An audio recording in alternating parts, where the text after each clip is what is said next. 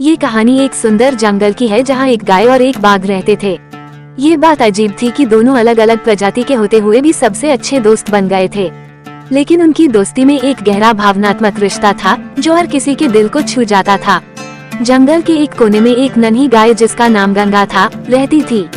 वो बहुत ही शांत स्वभाव की थी और हमेशा दूसरों की मदद करने के लिए तैयार रहती थी।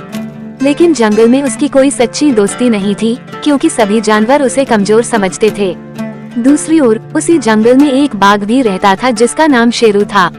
शेरू को सारे जानवर बहुत डरते थे क्योंकि वह जंगल का सबसे ताकतवर शिकारी था। लेकिन शेरू का दिल बड़ा ही अकेला था। उसे भी सच्चे दोस्त की तलाश थी जो उससे डरता न हो। एक दिन जंगल में भारी बारिश हो रही थी। गंगा अपने छोटे से आश्रय में बैठी थी जब उसे झाड़ियों से किसी की कराहने की आवाज सुनाई दी। जब वो पास गई तो देखा कि शेरू घायल हालत में जमीन पर पड़ा है।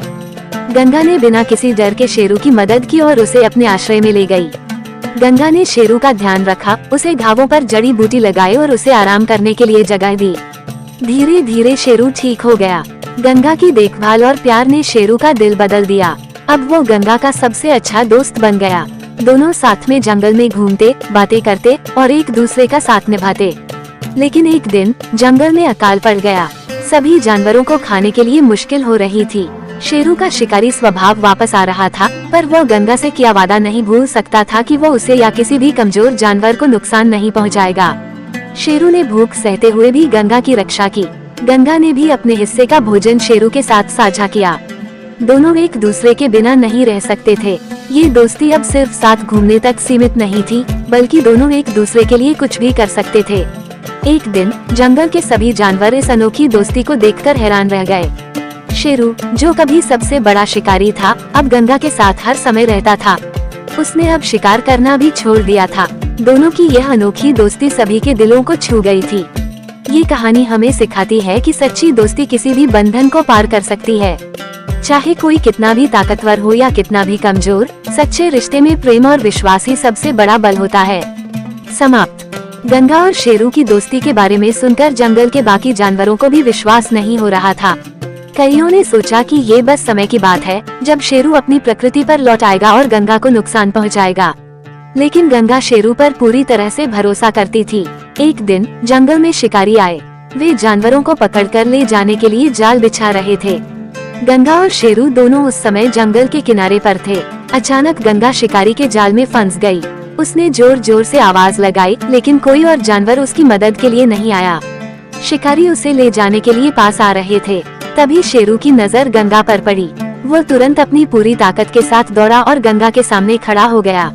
शिकारी उसे देखकर डर गए क्योंकि शेरू का गुस्सा उनके लिए जानलेवा हो सकता था। शेरू ने जोर से दहाड़ मारी, जिससे शिकारी डरकर भाग खड़े हुए। शेरू ने गंगा को अपने पंजों से जाल से आजाद किया। गंगा की आंखों में आंसू थे। वह सोच भी नहीं सकती थी कि शेरू ने उसकी जान बचाने के लिए अपनी जान जोखिम में डाल दी। शेरू ने उसे दिलासा दिया, तुम मेरी दोस्त हो गंगा, मैं तुम्हें कभी अकेला नहीं छोड़ सकता।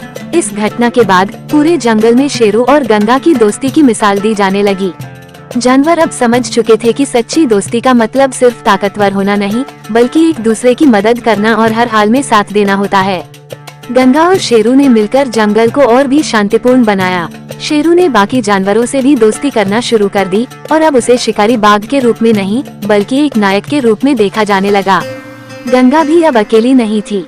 उसकी देखभाल और प्यार से शेरू ने भी अपने जीवन को बदल दिया। समय के साथ गंगा और शेरू की यह अनोखी दोस्ती जंगल में एक मिसाल बन गई। उनका साथ दिखाता था कि प्यार, विश्वास और सम्मान से बड़ी कोई ताकत नहीं होती। चाहे परिस्थितियाँ कितनी भी कठिन क्यों न हो, अगर हम एक दूसरे का साथ दें, तो सब कुछ संभव हो सकता है। समाप्त।